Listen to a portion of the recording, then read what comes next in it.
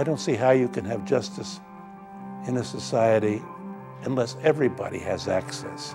For 150 years, America's inbred sense of justice and fairness has supported some form of civil legal assistance for those in poverty. It began in 1865 in D.C. and across the South as part of the Freedmen's Bureau's efforts to assist recently released slaves. In 1876, a legal aid office was set up to help German immigrants in New York City.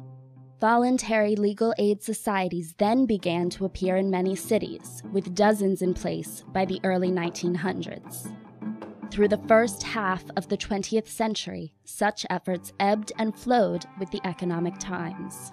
Justice is the goal of this country. It's been that way ever since the Founding Fathers crafted the charter document. By 1960, however, the yearning for equal justice rose along with the fervor for civil rights. Michael Harrington's The Other America helped trigger the war on poverty, and urban civil unrest across the nation by mid-decade helped make civil legal aid, the new National Legal Services Program, a central plank in Lyndon Johnson's new Office of Economic Opportunity, or OEO, the point of the lance in the anti-poverty offensive. There was a time in the 60s when there was a great deal of concern about poverty. There was a great deal of concern about civil rights. Lyndon Johnson was extremely interested in trying to lift the poor out of poverty. And I think a piece of that was legal services. New Jersey's first legal services program was created in early 1966, and by the end of the next year, there were programs in 14 of the 21 counties, along with a state support office in the Department of Community Affairs. Nationally, new programs appeared in nearly every state. People in need particularly need our help. People in need access to the justice system. They are being evicted from their homes. We have to deal with foreclosures. People don't know how to get the resources that are available. The problem is not equal justice under law, it's justice. In other words, if they don't have an attorney to represent them, it's not a question of getting equal justice, it's having access to the justice system in a meaningful way in the first instance. For the first time across America and in New Jersey, the poor had a voice in court. Suddenly, after 3½ centuries, dramatic new substantive rights were demanded and won. The right to notice and a hearing concerning denial or termination of important government benefits. The right to remain as a tenant if you are paying the rent. The right to withhold and deduct rent if there are serious problems with an apartment, and a wave of new protections for consumers. We organize public housing tenants. We challenge the city's right to destroy housing code records. We took on Rutgers University of gentrification and expansion. We went to HUD and testified with legal service. We challenged them on the contaminated water in the schools. We got bottled water in all the schools. They're there now today with legal service, in which they're doing a mediation. We did so many great things. And then when the first cuts came to legal service, it was like devastating. Not surprisingly, those with money and power pushed back. By 1968, spurred especially by a backlash against those advocating for farm workers, and particularly by an important case banning short hose in California, new and sometimes bizarre national restrictions were imposed on federal legal services funding over the next several years. In New Jersey, however, support for legal services was very strong, and such challenges were pushed aside. Ultimately, the goal should be to have legal services not be subject to politics, and to be something that everybody can know that we can turn to and rely on. Legal services, I think, as an institution, is welcomed in New Jersey. We get along very well with both political parties. Supporters of the National Legal Services Program regrouped.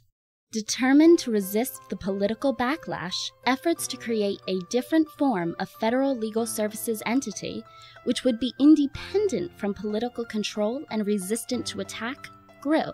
In 1974, as his last bill signing in office, and hopeful that it would help him shed his Watergate critics, President Nixon authorized the creation of a new federal public corporation, the Legal Services Corporation, or LSC, which would exist outside the executive branch. Startup of the LSC in 1975 opened a new golden age of federal funding.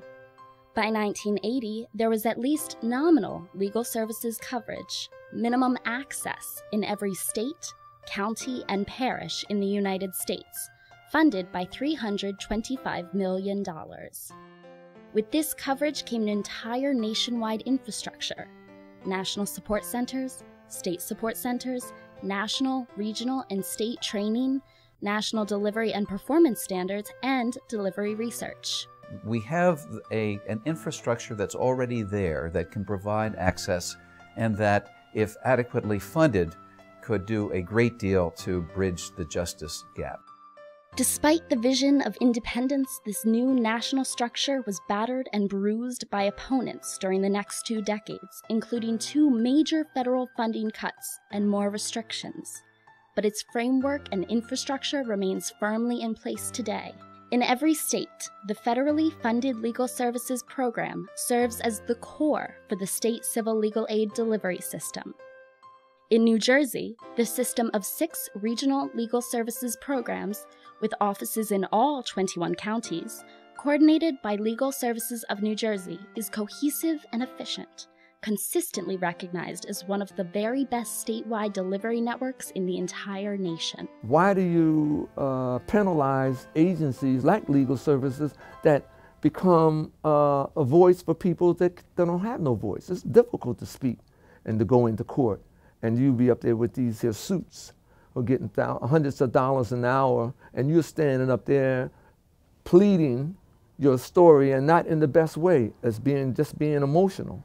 The difference between just getting by in a poverty situation, but just getting by, and sleeping in the railroad station is a very fine line. And a bad legal situation, a situation where they had rights, but they really weren't protected or prosecuted, and being homeless and on the street, is a very, very fine line. On the ground, however, the picture is grim for both legal services and its clients. Even in the best of times, New Jersey Legal Services had only enough resources to serve 25% of those who were eligible and required legal help. But recently, there have been staggering funding cuts. IOLTA and state reductions together have produced a $30 million drop from Legal Services' 2007-2008 high water mark, a 42% loss. These cuts have caused a loss of 300 staff, also a 42% drop during this period. And if Legal Services is gone, then I see problems that's going to escalate within the community, because people are going to take matters into their own hand because they don't have a legal voice to be able to represent them from losing their homes or losing their pensions or their Social Security checks. So it's sad. It's really sad. Sadly, these cuts have come at the same time that the civil legal needs of those in poverty have simply exploded because of the continuing legacy of the Great Recession.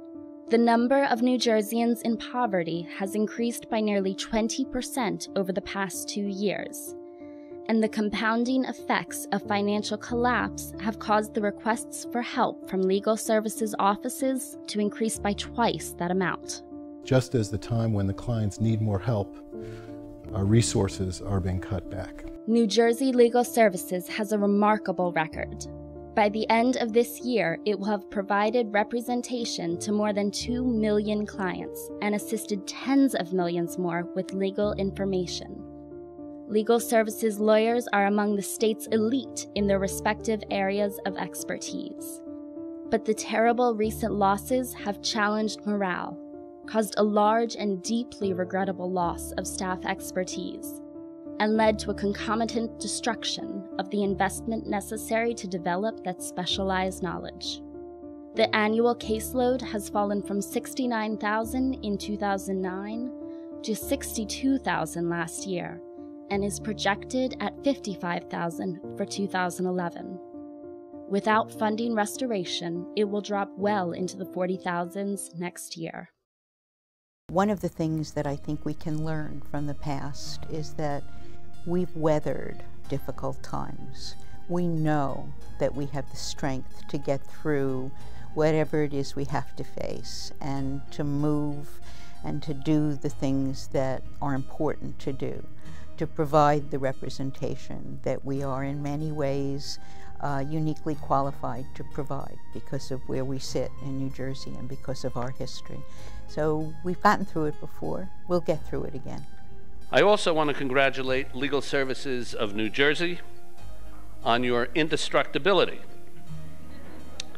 You have been in business in one form or another for about 30 years, and thank God they can't get rid of you, and they never will until they eliminate poverty from this country, which apparently is not going to happen soon. Despite the cuts, the program remains resolute and effective.